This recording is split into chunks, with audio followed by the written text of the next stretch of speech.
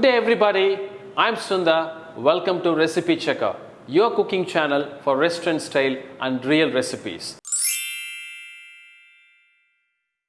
In today's video, I'm going to show you a festive recipe, Nougat cake. Any festive will become extra special when you serve dishes with extra nuts and sugar in it. That's what I'm going to show you today. Many times people ask me how they can make a soft and fluffy cake without adding chemicals and emulsifiers in it. That's what I'm going to show you today so that you can make a soft and fluffy cake at the comfort of your home kitchen. Stay tuned. The total preparation time for the Nougat cake is about 1 hour. This is including making the sponge cake and the nougat as well as the whipped cream and then decorate it. So the whole process, it takes about 1 hour. The ingredients we need to make Nougat cake are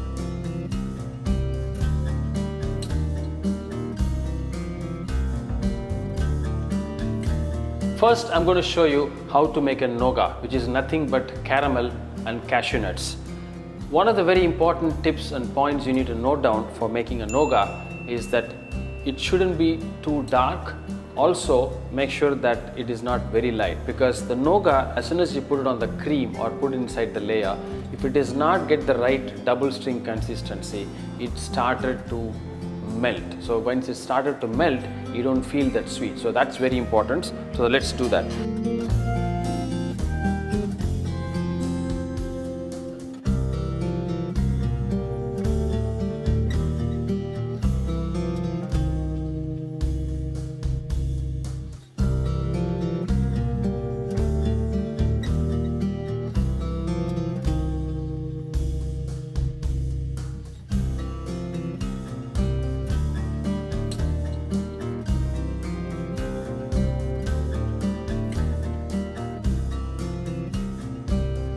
Once the nougat is cooled down on a tray, I use a rolling pin to break it into a small pieces. So it's basically granules of caramel and the nuts. You can also use a blender, but I would strongly recommend not to use it because sometimes you get too powdered. The best is use a kitchen hammer or a strong rolling pin. Just roll it down, it'll just crack and become this formulation. So this is very important. This is what goes inside the layers as well as on top of that festive nougat cake. Now we come to a stage 2 of making the sponge cake. I'm using a whipping method. Obviously for that I need the egg and sugar and whip it into a real creamy texture. And then I'm adding the the essence as well as the flour and baking powder and as well as salt, whatever it's required, and then shift and fold it and get it into the oven. Now before I start this process, my oven is got preheated for about 180 degrees. My my cake tin is lined up, is greased with a liner of butter sheet or the parchment paper, and it is ready, so that once this mixture is ready, it goes straight into the cake tin and goes into the oven.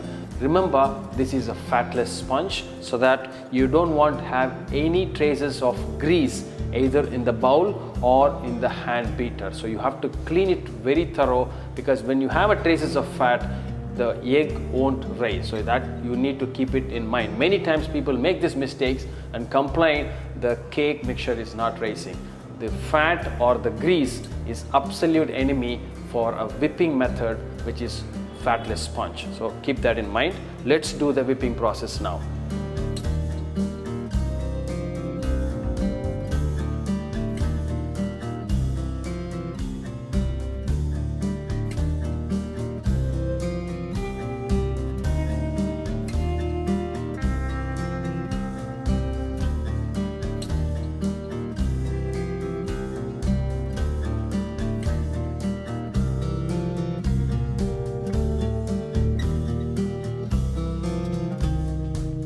Now the batter is ready. It's quite fluffy and thick, and I'm going to transfer it into these molds. My mold is already been greased with butter, little bit of butter, and I use the parchment paper so that the sides and the bottom is covered. So now I'm going to transfer this mixture into the mold.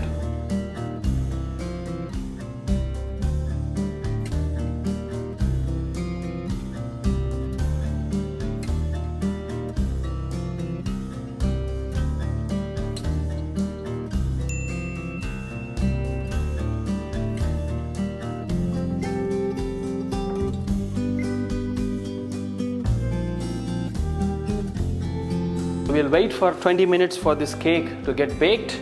So we need to rest it, and once it cools down, then we're going to finish the cake with the cream. In the meantime, I'm going to show you how to make the whipped cream. Let's do that. It's a very simple process. I've taken about 250 ml of dairy-free whipped cream. It's very important, the temperature. The temperature has to be chill, and it's not frozen and not into the room temperature. The chill cream will become fluffy, which is much quicker. And always when you do this, you do that in a high speed, the top speed of your hand beater or a tabletop mixer. And also the whisk is the attachment, you need to use it. And also when using a hand beater, you need to make sure you need to rotate it clockwise when it's running at top speed. It doesn't take much time, maybe a maximum of around about 3 to 5 minutes time.